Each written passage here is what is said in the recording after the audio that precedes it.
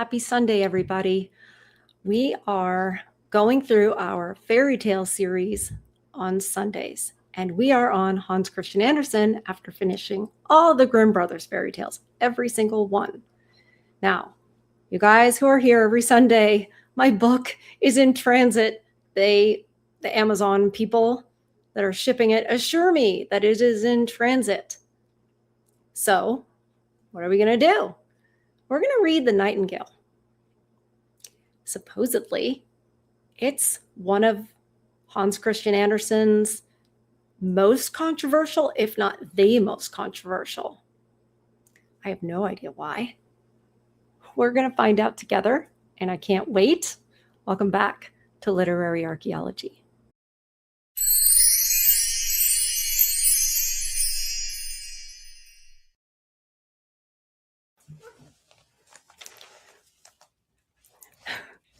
I don't know what kind of wild kingdom will be going on behind me, but as you can see, I have sufficiently bribed Lola for these last 3 seconds.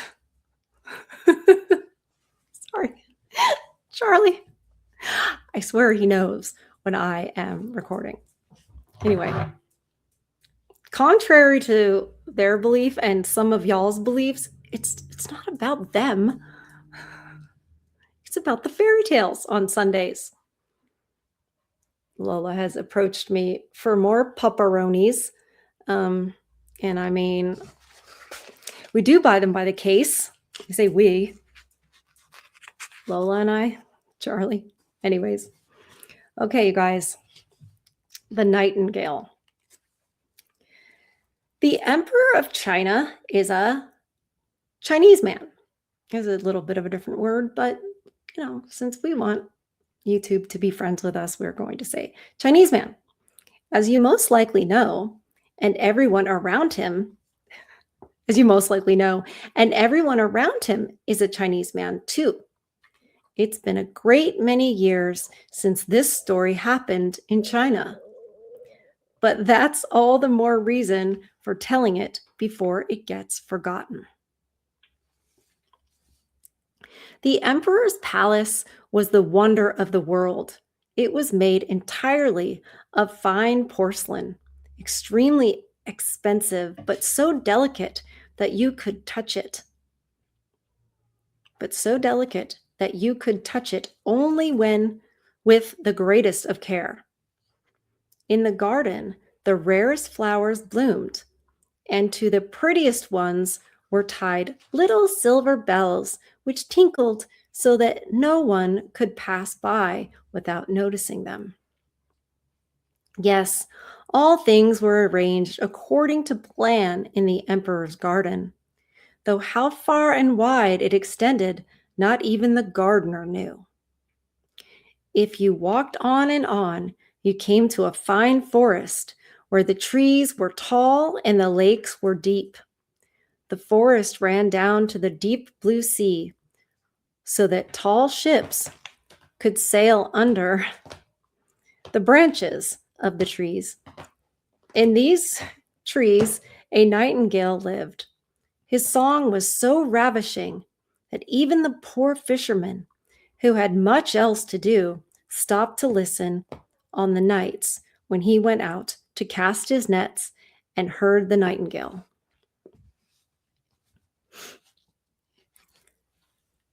This is making me remember how when we did our little primer on Hans Christian Andersen, that one critic said that like the morals were hard to find, etc. There weren't many, and I'm like, no, I think it was going above his head. The Grimm brothers for me so far were more obvious of what their morals were, but I think back to the beginning of reading the Grimm brothers, and it wasn't as easy in the beginning. I think as we go along and we read these tales, the style with which Andersen is delivering these important messages and these important truths will become more familiar to me, and I will hopefully get better at deciphering what he's meaning and where he's going with this. So if you see not as much of that insight in the beginning or attempt at insight, that's why. Again, that's why this is good practice, and we will go back and reread these. But I want to know in the comments what little things are you picking up on? Because right away, if this was a Grimm Brothers, I'd be like, well, the garden could be hearkening back to the garden from the beginning, the way they're describing it. But with Andersen, he very well could just mean this was a garden and it was in China, and right. So when you know how deep the meanings run, you don't know how far down the bottom is, right? You just know there's a lot there. How beautiful that is, he said, but he had his work to attend to, and he would forget the bird's song. But the next night, when he heard the song, he would again say, how beautiful. From all the countries in the world, travelers came to the city of the emperor. They admired the city. They admired the palace and its garden. But when they heard the nightingale, they said, that is the best of all. And the travelers told of it when they came home. And men of learning wrote many books about the town, about the palace, and about the garden. But they did not forget the nightingale. They praised him highest of all. And those who were poets wrote magnificent poems about the nightingale who lived in the forest by the deep sea. These books went all the world over, and some of them came even to the Emperor of China. He sat in his golden chair and read, nodding his head in delight over such glowing description of his city and palace and garden. But the nightingale is the best of all. He read it in print. What's this? The emperor exclaimed. I don't know of any nightingale. Can there be such a bird in my empire, in my own garden, and I not know it? To think that I should have to learn of it out of a book. Thereupon he called his lord-in-waiting, who was so exalted that when anyone of lower rank dared speak to him or ask him a question, he only answered P, which meant nothing at all, like the letter P.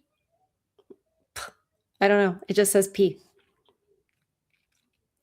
They say there's a most remarkable bird called the nightingale, said the emperor. They say it's the best thing in all my empire. Why haven't I been told about it? I've never heard the name mentioned, said the lord-in-waiting. He hasn't been presented at court. It's a bird. Oh, well, how could it matter? He hasn't been presented at court. Anything that matters would be presented at court. Sorry, all the rustling. I forget that the microphone's right there. I command that he appear before me this evening and sing, said the emperor. The whole world knows my possessions better than I do. I never heard of him before, said the lord-in-waiting, but I shall look for him. I'll find him. But where?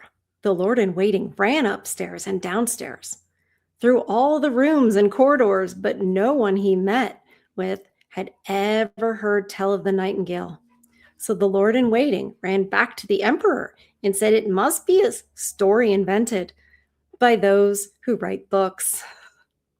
Your imperial majesty would scarcely believe how much of what is written is fiction, if not downright black art. That's like, you can't believe everything you read, emperor. It's fiction. But the book I read was sent me by the mighty emperor of Japan. said the emperor. Therefore, it can't be a pack of lies. I must hear this nightingale. I insist upon his being here this evening. He has my high imperial favor, and if he is not forthcoming, I will have the whole court punched in the stomach directly after supper. Okay, that's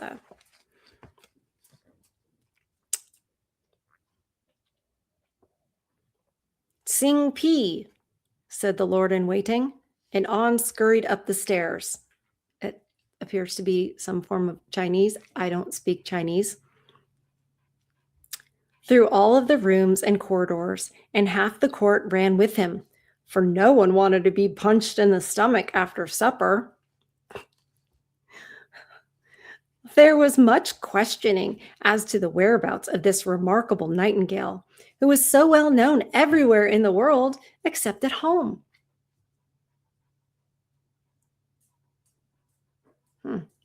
At last they found a poor little kitchen girl who said, "The nightingale, I know him well. Yes, indeed, he can sing. Every evening I get leave to carry scraps from table to my sick mother. She lives down by the shore. When I start back, I am tired and rest in the woods. Then I hear the nightingale sing. It brings tears to my eyes. It's as if my mother were kissing me." So far, a poor fisherman who has a lot of work to do hears the nightingale, appreciates it, even stops. Even though he's a lot to do, he stops and he admires it and he appreciates it. This little girl who's going to bring the scraps to her sick mother, she's pretty lowly in society if that's what she has to do. Dare I say she is meek. And these are the ones who can hear the nightingale. Clearly, the people that wrote about him can as well, but so far in the kingdom, we have two people who know of the nightingale and hear it singing and greatly appreciate it, admire it, etc. And it's clearly not a gardener, who's, you would imagine that he would hear it more. Maybe they're not there at night. But Andersen has made sure that we know that these are the people who can appreciate the bird so far. So they went into the forest where the nightingale usually sang. Half the court went along. On the way to the forest, a cow began to moo. "Oh," cried a courtier, "that must be it. What a powerful voice for a creature so small. I'm sure I've heard her sing before." "No, that's the cow lowing," said the little kitchen girl. "We still have a long way to go." Then the frogs in the marsh began to croak. "Glorious," said the Chinese court person. "Now I hear it like church bells ringing." The croaking of the frog. It's kind of the emperor's new clothes all over again, right? Like, oh yeah, it's beautiful. "No, that's the frog," said the little kitchen girl. "But I think we shall hear him soon." Then the nightingale sang. "That's it," said the little kitchen girl. "Listen, listen. And yonder he sits." She pointed to a little gray bird high up in the branches. "Is it possible?" cried the lord in waiting. "Well, I never would have thought he looked like that. So unassuming. But he has probably turned pale at seeing so many important people around him." Yeah, he doesn't look so special. I'm like, who could be impressed with that? Look at him. Oh boy, but he must be impressed with all of us, right? Because we're important and, we are super intimidating because we're so amazing.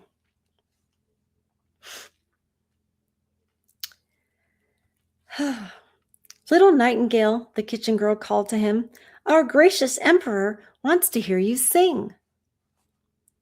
"With the greatest of pleasure," answered the nightingale, and burst into song. "Very similar to the sound of glass bells," said the lord in waiting. "Just see his little throat, how busily it throbs. I'm astounded that we have never heard him before. I'm sure he'll be a great success at court." "Shall I sing to the emperor again?" asked the nightingale, for he thought that the emperor was present. "My good little nightingale," said the lord in waiting. "My good little nightingale," said the lord in waiting. Goodness me. Sorry about that. "I have the honor to command your presence at a court function this evening, where you'll delight His Majesty the Emperor with your charming song." "My song sounds best in the woods," said the nightingale, but he went with them willingly when he heard it was the emperor's wish. The palace had been especially polished for the occasion. The porcelain walls and floors shone in the rays of many gold lamps. The flowers with tinkling bells on them had been brought into the halls, and there was such a commotion of coming and going that all the bells chimed away until you could scarcely hear yourself talk. In the middle of the great throne room where the emperor sat, there was a golden perch for the nightingale. The whole court was there, and they let the little kitchen girl stand behind the door, now that she had been appointed imperial pot walloper. Everyone was dressed in his best, and all stared at the little gray bird, to which the emperor graciously nodded. I'm guessing that's what it looked like. And the nightingale sang so sweetly that tears came into the emperor's eyes and rolled down his cheeks. Then the nightingale sang still more sweetly, and it was the emperor's heart that melted. The emperor was so touched that he wanted his own golden slipper hung round the nightingale's neck. But the nightingale declined it with thanks.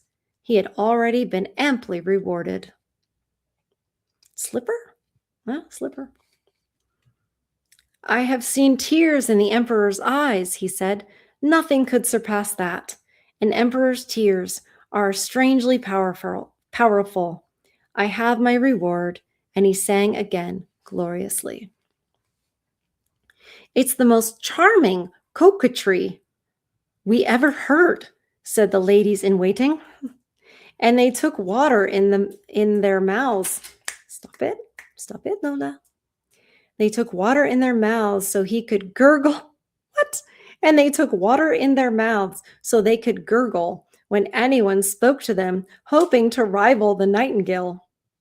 Even the lackeys and chambermaids said they were satisfied, which was saying a great deal, for they were the hardest to please. Unquestionably, the nightingale was a success. He was to stay at court and have his own cage. He had permission to go for a walk twice a day and once a night. 12 footmen attended him, each one holding tight to a ribbon tied to the bird's leg. There wasn't much fun in such outings. What a great reward. Here you go. Go to jail. It's basically jail. Your jail is golden. Doesn't that mean you should like it? It's a golden jail, and you get to walk. You get to be in the emperor's presence and serve him. The whole town talked about the marvelous bird, and if two people met, one could scarcely say night before the other said gale, and then they would sigh in unison with no need for words. 11 pork butchers' children were named Nightingale, but not one could sing. He made a joke. That's funny. One day, the emperor received a large package labeled The Nightingale. This must be another book about my celebrated bird, he said. But it was not a book. In the box was a work of art, an artificial nightingale. Most like the real one, except that it was encrusted with diamonds, rubies, and sapphires. When it was wound, the artificial bird could sing one of the nightingale's songs, while it wagged its glittering gold and silver tail. Round its neck hung a ribbon inscribed, "The Emperor of Japan. Japan's nightingale is a poor thing compared with that of the Emperor of China."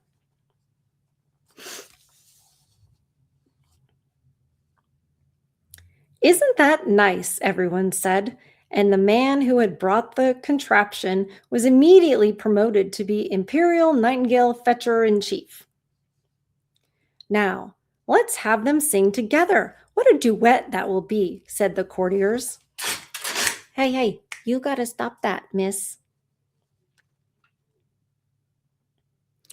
So they had to sing together, but it didn't turn out so well, for the real nightingale sang whatever came into his head, while the imitation bird sang by rote. Yep, I don't know what that word means, but I'm understanding it through the context of it. "That's not the newcomer's fault," said the music master. "He keeps perfect time, just as I have taught him." Then they had the imitation bird sing by itself. It met with the same success as the real nightingale, and besides, it was much prettier to see, all sparkling like bracelets and breastpins. 33 times it sang the self-same song without tiring.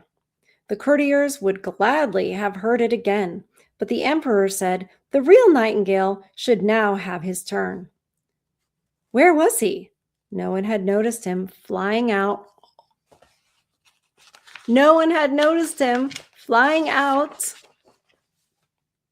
The open window, back to his home in the green forest. Jailbreak. "But what made him do that?" said the emperor. All the courtiers slandered the nightingale, whom they called a most ungrateful wretch. "Luckily, we have the best bird," they said, and made the imitation one sing again. That was the 34th time they had heard the same tune, but they didn't quite know it by heart because it was a difficult piece, and the music master praised the artificial bird beyond measure. Yes, he said that the contraption was much better than the real nightingale, not only in its dress and in its many beautiful diamonds, but also in its mechanical interior. Did he trick you? You see, ladies and gentlemen, and above all, your Imperial Majesty, with a real nightingale, one never knows what to expect. But with this artificial bird, everything goes according to plan. Nothing is left to chance. I can explain it and take it to pieces. That's what it says. I can explain it and take it to pieces and show how the mechanical wheels are arranged, how they go around, and how one follows after another. Those are our sentiments exactly, said they all, and the music master was commanded to have the bird give a public concert next Sunday. The emperor said that his people should hear it, and hear it they did, with as much pleasure as if they had gotten tipsy on tea. China fashion. Tipsy on tea, China fashion. That's funny. This is a Danish writer. So saying that the Chinese men would get tipsy on tea is interesting. Everyone said, "Oh," and held up the finger we call lickpot. and nodded his head. What? Everyone said, oh, and held up the finger we call lick pot and nodded his head. But the poor fisherman, who had heard the real nightingale, said, this is very pretty, very nearly the real thing, but not quite. I can't imagine what's lacking. The real nightingale had been banished from the land. In its place, the artificial bird sat on a cushion beside the emperor's bed. All its gold and jeweled presents lay about it, and its title was now Grand Imperial Singer of the Emperor to Sleep. In rank, it stood first from the left, for the emperor gave preeminence to the left side because of the heart. Even an emperor's heart is on the left. The music master wrote a 25-volume book about the artificial bird. It was learned long-winded, and full of hard Chinese words, yet everybody said they read and understood it, lest they show themselves stupid and would then have been punched in their stomachs. After a year, the emperor, his court, and all the other Chinese men knew every twitter of the artificial song by heart. They liked it all the better now that they could sing it themselves, which they did. The street urchins sang, zis, zis, cluck, cluck, cluck, and the emperor sang it too. That's how popular it was. But one night, while the artificial bird was singing his best by the emperor's bed, something inside the bird broke with a twang. Uh-oh. Whirr. All the wheels ran down and the music stopped. Out of bed jumped the emperor and sent for his own physician. But what could he do? Then he sent for a watchmaker who conferred and investigated and patched up the bird after a fashion. But the watchmaker said that the bird must be spared too much exertion, for the cogs were badly worn, and if he replaced them, it would spoil the tune. This was terrible. Only once a year could they let the bird sing, and that was almost too much for it. But the music master made a little speech full of hard Chinese words, which meant that the bird was as good as it ever was, so that made it as good as ever. Right. Because he was basically propagandizing everybody like, no, look, the bird is great. He's great. He sounds better than ever. And the people are like, well, we don't want to be dumb. We got to go along to get along. Yeah, totally. He sounds great. I'm smart like you guys. I believe the experts. The experts say, wear a mask. Oh, wait, different story. The experts say, ineffective. The experts say the bird sounds as good as new. There you go. That's the story we're reading right now. The experts say the bird sounds better than ever. Yes, the bird sounds better than ever, better than ever, better than ever, better than ever. It was the mainstream media in its day. Okay. 5 years passed by, and a real sorrow befell the whole country. The Chinese men loved their emperor, and now he fell ill unto death. It was said a new emperor was chosen in readiness. People stood in the palace street and asked the Lord in waiting how it went with their emperor. P, said he, and shook his head. P. That's my impression of the Lord in waiting. Cold and pale lay the emperor in his great magnificent bed. All the courtiers thought he was dead and went to do homage to the new emperor. The lackeys went off to trade gossip, and the chambermaids gave a coffee party because it was such a special occasion. Deep mats were laid in all the rooms and passageways to muffle each footstep. It was quiet in the palace, dead quiet. But the emperor was not yet dead. Stiff and pale he lay in his magnificent bed, with the long velvet curtains and the heavy gold tassels. High in the wall was an open window, through which moonlight fell on the emperor and his artificial bird. The poor emperor could hardly breathe. It was as if something were sitting on his chest. Opening his eyes, he saw it was Death who sat there, wearing the emperor's crown, handling the emperor's gold sword, and carrying the emperor's silk banner. Among the folds of the great velvet curtains, there were strangely familiar faces. Some were horrible, others gentle and kind. They were the emperor's deeds. Good and bad, who came back to him now that death sat on his heart. Don't you remember? They whispered one after the other. Don't you remember? And they told him of things that made cold sweat run on his forehead. No, I will not remember, said the emperor. Music, music, sound the great drums of China, lest I hear what they say. But they went on whispering, and Death nodded, Chinese fashion, at every word. Music, music, the emperor called. Sing, my precious little golden bird, sing! I have given you gold and precious presents. I have hung my golden slipper around your neck. Sing, I pray you, sing. But the bird stood silent.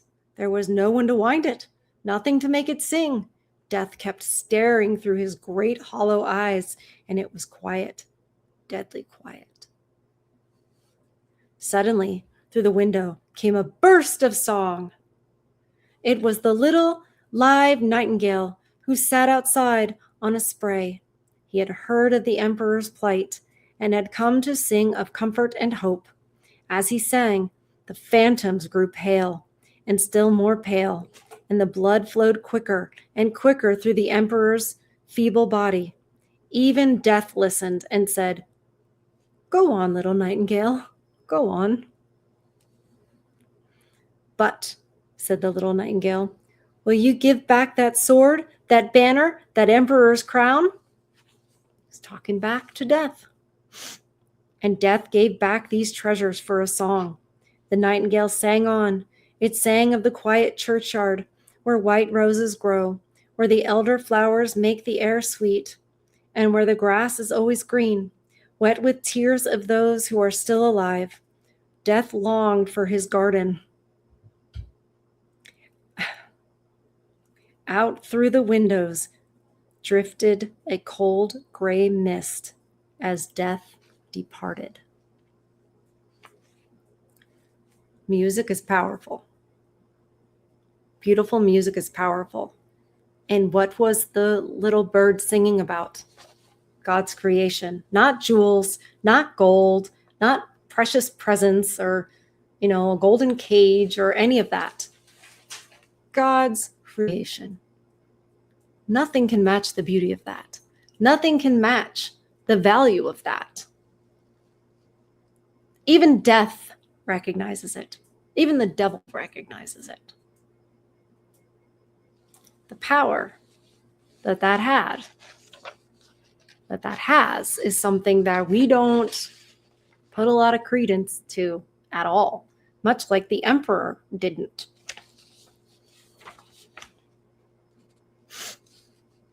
Thank you, the emperor said. Little bird from heaven, I know you of old. I banished you once from my land, and yet you have sung away the evil faces from my bed, and death from my heart. How can I repay you? All right, so this is what happened. Little bird I sent you away. I didn't do right by you. I didn't do what was right. And yet, you came here. You saved me from those bad deeds that I had done. And you even saved me from death. Who else saves us from death? Who else can make our bad deeds be like they never even happened? Who can, like that, and death is gone? Christ can. And Christ came and was lowly. He didn't come as expected, just like when the Lord in Waiting and all those guys went to look for, well, who is this bird that everybody's like, wow, who is this bird? And they're like, seriously? You? Once again, when Jesus was doing all of his, works and miracles, and he was supposedly like the savior and all of this, right? And the we'll call them the important people of the day. They were like, that guy? Seriously, that guy? No way, man. What's he gonna save us? We're expecting a warrior. We're expecting someone else, not someone lowly like this.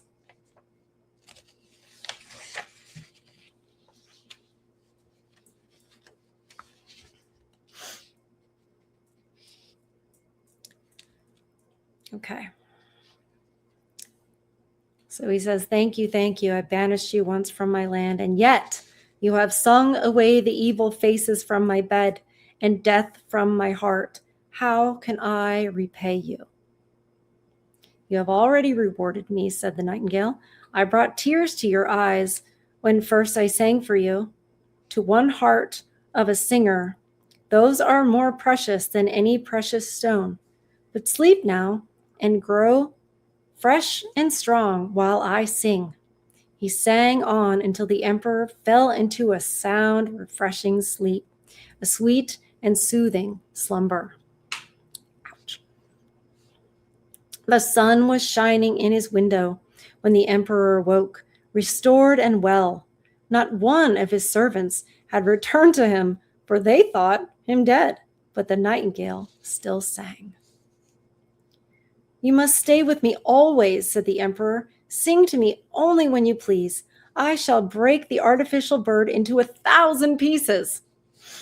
No, said the nightingale. It did its best. Keep it near you. I cannot build my nest here or live in a palace, so let me come as I will. Then I shall sit on the spray by your window and sing things that will make you happy and thoughtful too. I'll sing about those who are gay and those who are sorrowful. My songs will tell you of all the good and evil that you do not see. A little singing bird flies far and wide to the fisherman's hut, to the farmer's home, and to many other places, a long way off from you and your court. I love your heart better than I do your crown. This is going to make me cry. And yet the crown has been blessed too. I will come and sing to you if you will promise me one thing. All that I have is yours, cried the emperor, who stood in his imperial robes, which he had put on himself, and held his heavy gold sword to his heart. One thing only, the nightingale asked. You must not let anyone know that you have a little bird who tells you everything. Then all will go even better. And away he flew. The servants came in to look after their dead emperor, and there they stood. And the emperor said, "Good morning." I don't know what could be controversial about that.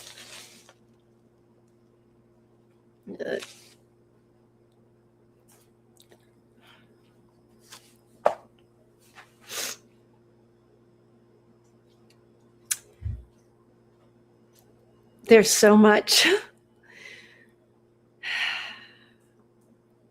You can't control goodness. You can't manufacture it. You can't manufacture truth either. Sorry, I'm just checking the wild kingdom over there. You just can't.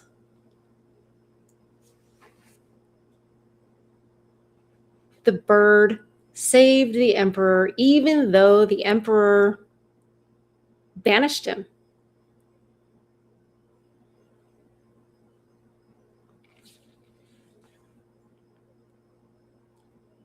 I think that we covered the meanings of this. And for the critics who would say that Hans Christian Andersen, well, you got to dig really deep to see the morals, etc., right? You actually don't at all. You actually don't. I think they're right there. God's creation, truth, the not wanting to be stupid, so we'll go along with these lies that are clearly lies. This thing doesn't sound as good, right? Grace. But I think it's sort of the he who has ears, let him hear, right? He who has ears, let him hear. And you guys in the chat will know better than I which scripture that is. I know it's in the Gospels. I know Gospel of Matthew, at least, possibly more places. He who has ears, let him hear. Not everybody can hear. Not everybody can. You can't hear that the tune doesn't sound as good if you're too busy trying to go along with what everybody says, and you can't hear the obvious morals and references to God's creation and grace if you're not already understanding that those things exist. You're not going to recognize it. And I think we have definitely come to a place in society where people don't recognize those. People don't recognize goodness. They don't recognize grace. They don't recognize truth. They don't recognize truth. And it's the most important thing. You know why? God is truth. You can't have truth and not have God. Even if you don't know that you are, thinking along the lines, along the godly lines of what truth is. And you certainly can't know God, follow God, all the rest of it, and not have the truth. It goes hand in hand. And that's why we should have kept reading these fairy tales. But they don't want us to. They don't want us to.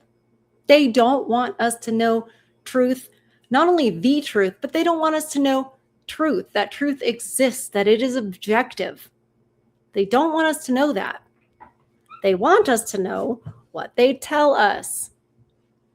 They want us to be swayed by feelings and going along and anything else but actual truth. One of those things that is true is that God's creation, like a beautiful bird that sings like that, is way more precious than diamonds or any of that stuff. Those are rocks. What did we say in chat the other day? Like, these are just pretty rocks.